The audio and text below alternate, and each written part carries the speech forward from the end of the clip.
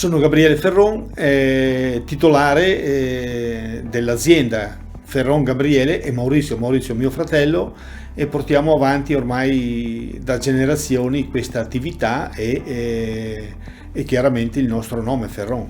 Mamma mia, è una storia lunga perché noi abbiamo una vecchia pila che è l'equivalente del mulino, diciamo, dove si pila e si lavora il riso. Pensi, risale al 1650 questa pila, è diventato un monumento storico vincolato dalla Sovrintendenza delle Belle Arti e meta turistica, perché vengono turisti, le scolaresche, a visitare questo sito dove noi facciamo lezione ai ragazzi e abbiamo proposto il percorso del riso, che è visita alle risorgive, che sono lì poco lontane, visita alle risorgive, visita alle risaie, alla pila, dove abbiamo le due tecniche di pilatura del riso, quella storica del 1600 e quella un po' più moderna del 900, ecco. E questa è la storia lunghissima, io lo porto avanti con orgoglio perché i miei predecessori, mio padre, mio nonno, bisnonno, veramente mi hanno insegnato ad amare questo cereale, cioè il riso.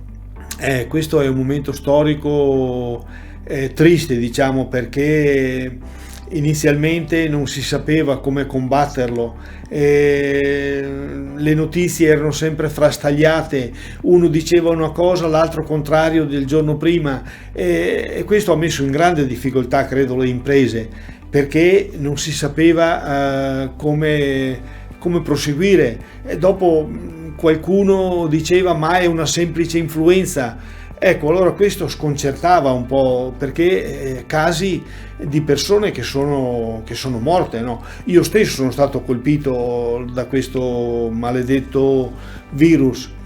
Ho fatto un mese addormentato, che mi hanno addormentato perché mi hanno detto i medici: Gabriele, qua è una situazione abbastanza particolare e critica, dobbiamo addormentarti.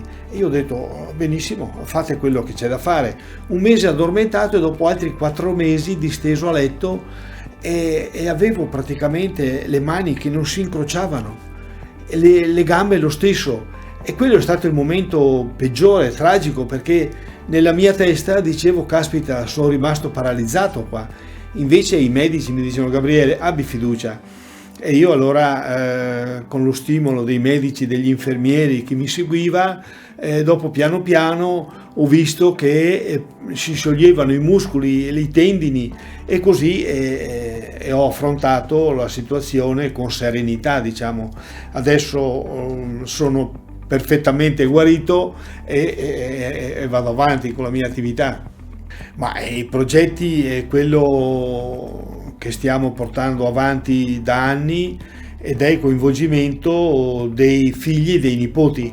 Io e mio fratello chiaramente siamo i titolari di questa azienda che mio padre ci ha così concesso, ci ha lasciato in eredità, e adesso abbiamo 2 figli ciascuno, io e mio fratello, che portano avanti l'azienda, e affrontiamo questa cosa commerciale, spiegando a loro che prima di tutto bisogna amare il nostro territorio, perché arriva tutto da lì.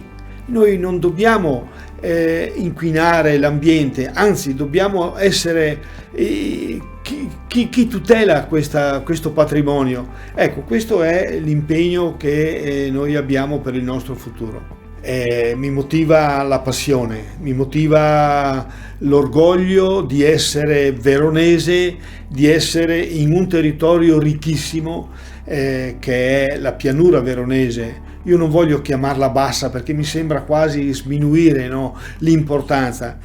E noi in questa pianura stiamo realizzando e ricavando di tutto sotto il profilo agricolo, e che chiaramente dopo si trasforma in prodotti alimentari. Ad esempio a Isola della Scala c'è un'azienda che si è specializzata, e pensi, si coltiva basilico e rucola, e ci sono distese di campi di questo prodotto. Io la mattina quando vado a prendere il basilico o la rucola e porto via casse intere, c'è un profumo e c'è una serenità, anche perché il nostro organismo quando sente e fiuta questi profumi veri, netti, dove non si confonde con altri, è veramente la pace.